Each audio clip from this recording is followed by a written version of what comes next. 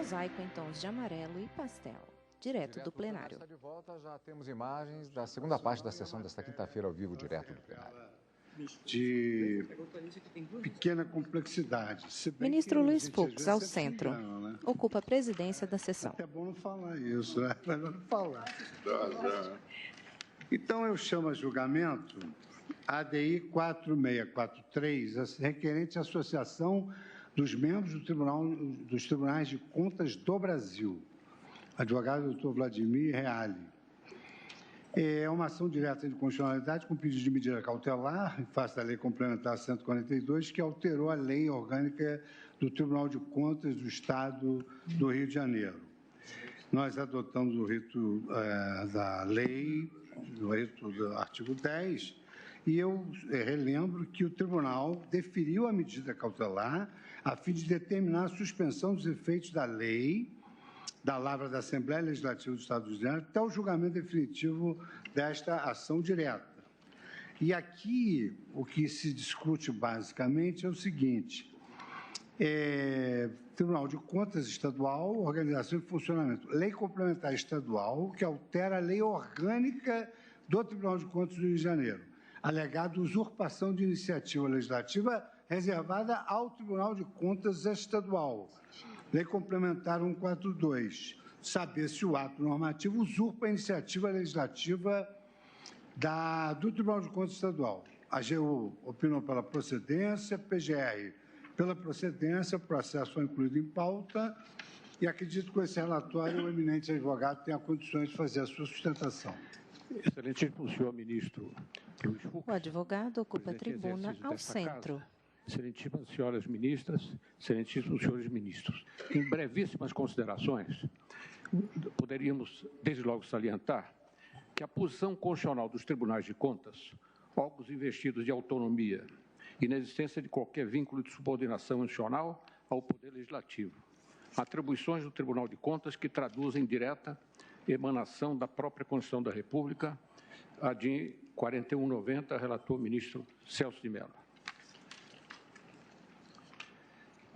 De qualquer sorte, por mais nobres que possam ter sido os motivos para a iniciativa parlamentar de lei para ampliar prazo de pagamento de débitos imputados pelo TSE-RJ, artigos 1º e 2º do LC 142, conceder parcelamento de 60 meses àqueles a quem o TSE-RJ tem imputado débitos, artigo 3º da LC 142/11, e ampliar o prazo para os jurisdicionados apresentarem justificativas sobre irregularidades verificadas pela fiscalização exercida pelo TSE, artigo 4º da LC 142, não se pode ignorar que a via utilizada a parte inconstitucional, já que a matéria versada indubitavelmente diz respeito à intimidade estrutural do TSE-RJ, vem gerando extrema instabilidade nas relações entre o TSE-RJ e seus jurisdicionados, assim como nas relações institucionais entre o TSE-RJ e a própria Assembleia Legislativa. A AGU destacou visto de iniciativa, diploma impugnado de origem parlamentar que regulamenta matérias referentes à organização e ao funcionamento do Tribunal de Contas Carioca, aos quais somente poderiam ser disciplinadas validamente por ato normativo de iniciativa da própria Corte de Contas. Precedentes desse Supremo Tribunal Federal, manifestação pela procedência do pedido formulado pela requerente. A douta Procuradoria-Geral da República, igualmente, assinalou afronta à autonomia e iniciativa legislativa do órgão, violação dos artigos 73 caput, 75 caput e 96.2d da Constituição da República. Parecer pela procedência do pedido, que foi subscrita à época pela atual Procuradora-Geral da República, Raquel Dodge. Finalizando, também a ementa do acórdão que concedeu a liminar, elaborou no mesmo diapasão. Lei Complementar Estadual 142/11, inconstitucionalidade formal, vice-iniciativa, violação às prerrogativas da autonomia e do autogoverno dos tribunais de contas, medida cautelar deferida. Então, o requerente, ou melhor, a requerente, reitera o seu pedido de procedência do pedido. Muito obrigado. Regressa à Corte, nos representantes do Ministério Público, senhores advogados presentes, Eminentes ministros, aqui a matéria já foi deliberada. Quem fala é o ministro Luiz Fux. Na medida em que essa lei de iniciativa parlamentar dispôs sobre o funcionamento do Tribunal de Contas, a fiscalização, como deveria proceder em caso de aplicação de sanção. Eu, então, elaborei uma emenda autoexplicativa que, se não for suficiente, eu passo ao voto. E aqui eu digo o seguinte: a Lei Complementar 142/2011 do Estado do Rio de Janeiro, de origem parlamentar, contrariou o disposto dos artigos 73, 75 e 96, 2D da Constituição Federal, ao alterar diversos dispositivos da Lei Orgânica do Tribunal de Contas do Estado do Rio de Janeiro, por dispor sobre a forma de atuação, competências, garantias, deveres e organização do Tribunal de Contas Estadual, matéria de iniciativa legislativa própria da Corte, conforme estabelece a Constituição Federal. As Cortes de Contas do país, conforme é reconhecido pela Constituição e por esta Suprema Corte, gozam da prerrogativa da autonomia e do autogoverno, o que inclui essencialmente a iniciativa privativa para instaurar processo legislativo que pretenda alterar sua organização e funcionamento, como resulta da interpretação lógico-sistemática dos artigos 73, 75 e 76, 2D da Constituição Federal precedentes. O ultraje à prerrogativa de instaurar o processo legislativo privativo traduz vícios jurídicos de gravidade inquestionável, cuja ocorrência, indubitavelmente, reflete hipótese de inconstitucionalidade formal, apta a infirmar de modo irremissível a própria integridade do ato legislativo eventualmente concretizado. Também trago aqui precedentes nesse sentido. Ação direta de inconstitucionalidade conhecida e julgado procedente pedido para declarar a inconstitucionalidade da Lei Complementar 142 do Rio de Janeiro, confirmados os termos da medida cautelar anteriormente concedida pelo plenário. É a minha proposta de voto. Pergunto se há alguma divergência. Não havendo divergência, proclamo o resultado. Agora chamo a julgamento também por sustentação oral em lista da relatoria do ministro Marco Aurélio. Lista número 4, ação direta de constitucionalidade 3050. Procedência do Rio Grande do Sul, relator ministro Marco Aurélio. Requerente Procurador-Geral da República. Falará pelo interessado o governador do Estado do Rio Grande do Sul, doutor Tiago Holanda Gonzalez, que é o procurador do Estado do Rio Grande do Sul. Ministro Marco Aurélio, o resumo, presidente, a palavra. Quanto a esse processo, ministro Marco Aurélio, à direita. Nessa lista, né? Mas aí julgamos em conjunto, né? Em conjunto. Em conjunto, porque a conclusão é a mesma, né? Matérias diversas. Nesse caso concreto, que Vossa Excelência disse que haverá sustentação da tribuna, se tem a competência normativa quanto a consórcios sorteios, e aí a inconstitucionalidade ou não do ato estadual. Né? É o resumo que faço, presidente, e ouviremos o advogado da tribuna. Então, vamos julgar em conjunto, então, a ação declaratória de inconstitucionalidade 3050, que é essa que eu apregoei com sustentação oral, e com a mesma temática, ação direta de constitucionalidade 3713 e 5916. Essa agora do Rio Grande do Sul, a segunda de São Paulo e a terceira do Rio de Janeiro. Exato. Temática é idêntica. Então, a temática versa sobre competência normativa. Então, com a palavra... Obrigado, senhor presidente. Tiago Holanda. Excelentíssimo senhor presidente, excelentíssimas senhoras ministras, o procurador ocupa a tribuna ao centro do plenário. Luciano Maris, colegas advogados, senhoras e senhores. A presente ação direta de inconstitucionalidade foi ajuizada pela Procuradoria-Geral da República em face do artigo 18, caput, da Lei Estadual 10.959, também dos parágrafos do artigo 18, bem como de decretos estaduais que dispõem sobre o serviço de loterias. Na petição inicial é invocado como paradigma constitucional o artigo 22, incisos 1 e 20. Então, o que alega a PGR é que a legislação estadual violaria competência constitucional privativa da União para legislar sobre direito penal e sobre sistema de consórcios e sorteios. Esse tema das loterias estaduais já foi trazido a análise desse plenário em algumas oportunidades.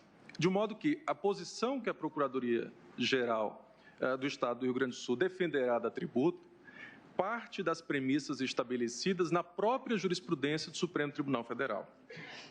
A ação que tem sido considerada o leading case nesse tema é a ADI 2847 do Distrito Federal, de relatoria do eminente ministro Carlos Veloso, julgado em agosto de 2004, em que restou vencido o eminente ministro Marco Aurélio, que ora relata a presente ação. Naquela ADI, leis distritais foram declaradas inconstitucionais em razão do entendimento segundo o qual a legislação sobre loterias é da competência da União. Entendimento, inclusive, que deu aso à edição da súmula vinculante número 2 do STF. No entanto, no nosso sentir, essa sentença simples, que consta da ementa do julgado, ela não consegue traduzir ou mesmo sintetizar a complexidade da matéria e mesmo das posições prevalecentes naquele julgado. Por que eu digo isso?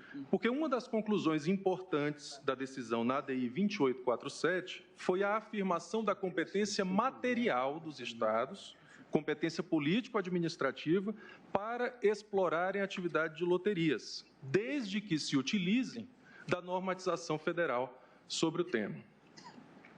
Então, são emblemáticas algumas passagens que me permito fazer alusão. A primeira delas, do voto visto do ministro Aires Brito.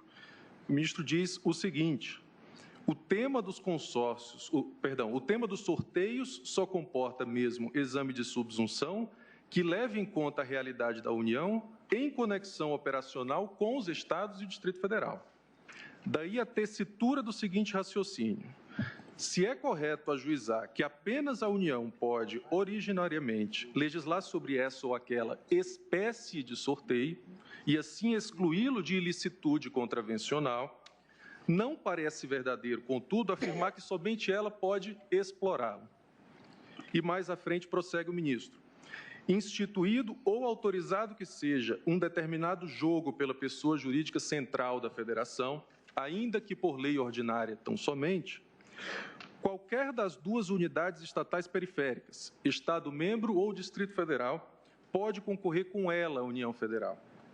Pode, no território de cada qual delas, competir com o governo central pela preferência dos apostadores, desde que se utilize das mesmíssimas normas federais de regência do tema, e aqui é importante, com adaptações apenas de ordem mecânica ou linear, isto é, adaptações ditadas pelas naturais diferenças de organização administrativa de cada uma dessas pessoas federadas periféricas. Do mesmo modo, o ministro Sepúlveda pertence. Ele destaca em que medida se dá a competência privativa da União. Cito também um pequeno trecho do voto do eminente ministro. O que se incumbiu à União de legislar com privatividade, ademais, foi sobre o sistema de sorteios.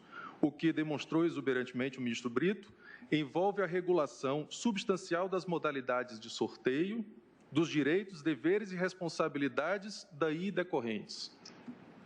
Então, excelências, estabelecemos aqui, nos parece, uma premissa. Nos parece que quando o Supremo Tribunal Federal afirma que é competência da União legislar privativamente sobre consórcios e sorteios, não restaram excluídas, em primeiro lugar, a competência material dos Estados de exercerem a atividade de loterias, nos limites em que é autorizado pela legislação federal, e, em segundo lugar, a competência dos Estados de editarem normas para a organização desse serviço, de acordo com as peculiaridades da sua estrutura administrativa. Então, entendemos que esse é o estado da arte da jurisprudência do Supremo Tribunal Federal nesse assunto, de modo que se adentra agora na situação específica do Estado do Rio Grande do Sul.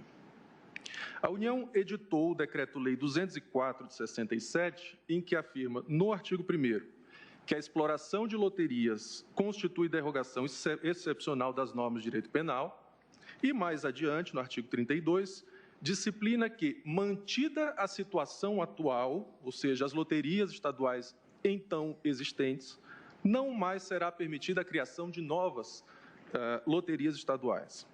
O Estado do Rio Grande do Sul está entre as unidades que, à época da edição do Decreto-Lei, possuíam loteria estadual. Então, mesmo sob a luz do Decreto-Lei 204, não se pode discutir a competência do Rio Grande do Sul para executar a atividade de loteria. No território gaúcho, a instituição da Loteria Estadual deu-se pelo Decreto-Lei 1350, de 47. Posteriormente, através da Lei 6.893, o serviço foi transferido para a Caixa Econômica Estadual, que, à época, era uma autarquia do Estado do Rio Grande do Sul. Em 1997, a Lei 10.959 transforma a Caixa Econômica Estadual, que era uma autarquia, numa sociedade de economia mista. E no artigo 18 dessa lei, que é o dispositivo questionado nessa ADI, prevê nada mais do que o retorno da atividade que fora passado para a Caixa Econômica Estadual para a administração direta, a um órgão integrante da Secretaria da Fazenda. E dispõe ainda que o Poder Executivo poderia regulamentar a criação desse órgão. Então, se questiona em que aspecto o artigo 18 da Lei 10.959 violaria uma competência da União para legislar sobre direito penal e sobre sistema de consórcios e sorteios. Se nós ficarmos atentos às balizas estabelecidas nas premissas fixadas no leading case, de que os Estados possuem a competência material para executar o serviço e de que podem organizar administrativamente o serviço, nós veremos que não há nenhuma violação ou usurpação à competência privativa da União. E isso foi reconhecido, inclusive, no parecer da AGU. No parecer da Advocacia Geral da União, conclui que não há inconstitucionalidade no artigo 18 da Lei 10.959, justamente por entender que esse dispositivo apenas transfere à administração direta atribuições que anteriormente eram da Caixa Econômica Estadual. Quanto aos decretos estaduais impugnados, de fato, alguns desses decretos tratam da instituição de modalidades de loterias não autorizadas por lei federal.